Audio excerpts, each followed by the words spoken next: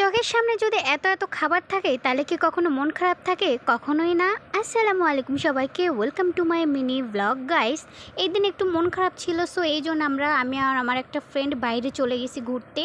তো ভাবছিলাম কোথায় যাব। তো গিয়ে একটা রেস্টুরেন্টে পৌঁছালাম। গিয়ে দেখি বাপরে অনেক সুন্দর করে ডেকোরেশন করা। ছোট একটা জায়গায় ছিল, বাট এখন বড় একটা পরিসরে করছে। আমার তো বেশ ভালো লাগছিল, আমার অনেক এনজয় করছিলাম, বেশ ভালোই লাগছিল।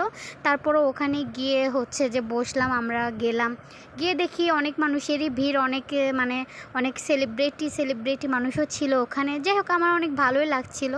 রেস্টুরেন্টের নামটা ছিল যেমন আমার কলেজের পাশে কি বলে এটাকে রেস্টুরেন্ট। তো ভালোই ভিড় ছিল, আমরা বেশিক্ষণ গিয়ে একটু দাঁড়াই ছিলাম। তারপর অনেকক্ষণ বসার পরে খাবার টাবার অর্ডার দিলাম।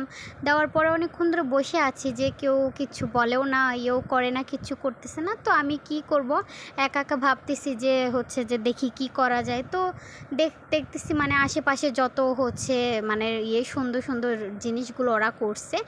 রেস্টুরেন্টটা এক কথায় অসাধারণ, অনেক সুন্দরভাবে সাজাইছে। তো অনেকক্ষণ পরে একটা যে পানির বোতল আর প্লাস প্লেট আর চামিচ দিয়ে গেল। তো আমি তারপর ভাবতেছি, আল্লাহ, খাবার কখন দেবে, আমি খাবো কখন, বাসায় যাব কখন। তো এই ভাবতে ভাবতে খাবার চলে আসলো। তো এখানে বেশ কিছু আমরা আইটেম অর্ডার দিছিলাম। তো খাওয়া দাওয়া করে পরে আমরা চলে আসছি। যাই হোক, অনেক মজা করছি, পিৎজাটা অনেক মজা ছিল।